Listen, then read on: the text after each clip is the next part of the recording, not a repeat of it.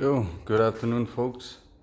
This is John Wolf, and today I'm installing my Rev 9 coilovers on my 2009 Honda Civic FD2.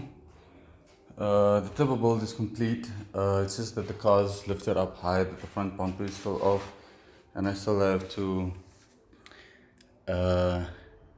add the fog light covers because I have a Mugen body kit on, and with the boost pipes, the fog lights on the left hand side, mine is a right hand drive, didn't fit in, so I went and got mesh to fill up the holes and then refit the fog light covers, and later in time I'll be adding halo rings for spotlights. So just to come back to the installing of the Rev 9 coilovers, when removing the shock and the spring, you have to undo the camber arm, take out this bolt. I believe it's a 14 mil.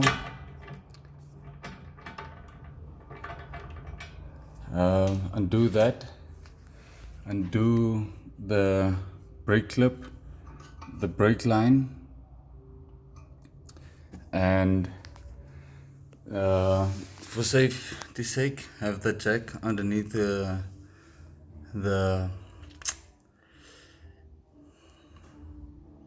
one part. I forgot that part's name now.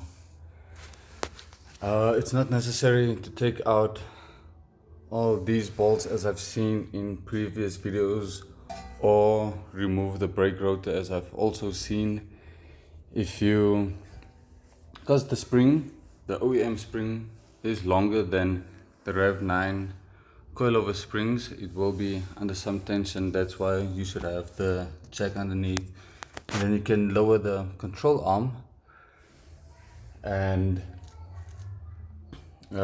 obviously, of course, if you've already undone the bolt at the top, I believe that's also a 14 mil. Once you lower it down, the spring will lower down. You undo the spring bolt. I believe that's also a 14. It's also a 14. The top bolt is also a 14, and then you can remove the spring. The spring won't be that hard. Then you'll have to push down on the control arm a bit and pry out the spring. You'll have to remove the old boots. The mounting on top is suited for the Rev 9 springs, and the bottom is also suited for it, and then you obviously can adjust it with the links thereafter. When refitting the spring, you will have, let me move to the right hand side, I need to undo that spring a bit. You will have this small boot at the bottom. It would fit over this ring at the bottom, and then you push it will have this one at the bottom, and then you push the shock through, and then you will have another boot at the top, seated on this way, with the washer facing with a lip to the top side, and the washer doesn't fit on these Rev 9 coilovers, so you'll have to drill it a slight bit bigger. You can just buy other ones, and then you can tighten the nut back up.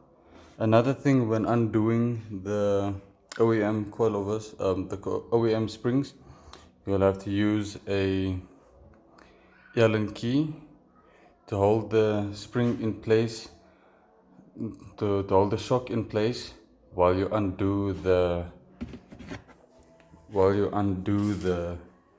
shock on top. I already took out this one. The Allen key would fit right in, and then you can undo the bolt at the bottom. Please mind the camera quality, it's still, there we go, adjusted. And then you can lower down. So there you can see the top rubber is still in. I just undid it a bit. So that's how you install the Rev 9 coilovers. And once you fit that back in, you fit the shock in at the bottom joint.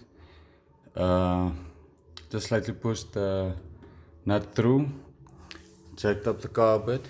Since the springs are shorter, either you can have a friend just to hold the spring in place, or if you manage like me alone, then it is manageable. But you can fit the Rev 9 coilovers on your own.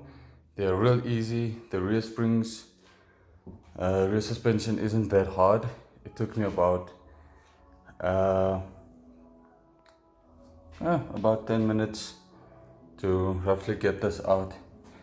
And getting back to the Rev 9 rear shocks, if you're concerned about the nut and the damper like I was, if you undo this damper nut a little bit, you can easily, the damper valve just pops out, and then you can undo the nut, and then you can fit the shock through. Obviously it wouldn't fit through, so remember, when fitting the shock in, you have your lower boot, fit it through, you have the top boot, and then you can add the nut, and then you can add the damper valve back on top, and then you can adjust the springs. The nice thing about the Rev 9 coilovers is this hole is not for venting out air or anything. It's not for looks. It is to see when adjusting the ride height, how far you can adjust the shock. This hole means it's the minimum where you can adjust the ride height to its height.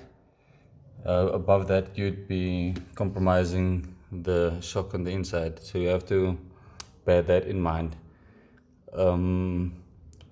Yeah, the Rev 9 coilovers is definitely amazing. I'm definitely looking forward to finishing the build.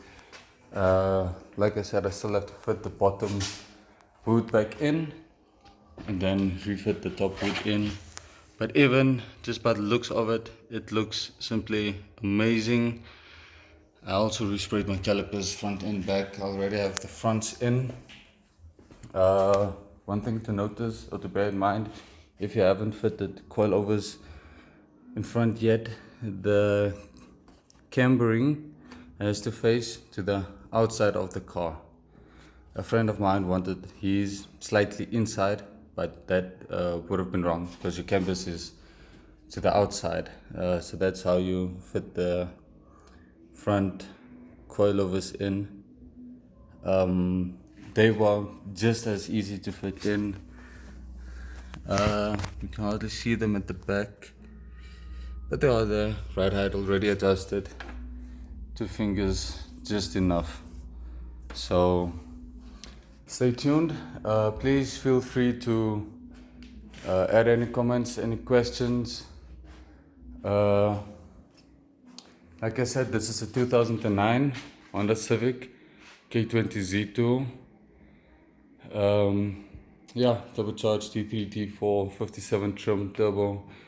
You can ask any questions, how I did the build, and what I had to face, and if you do plan on it, what else you can do about it. So I'm loving that lip.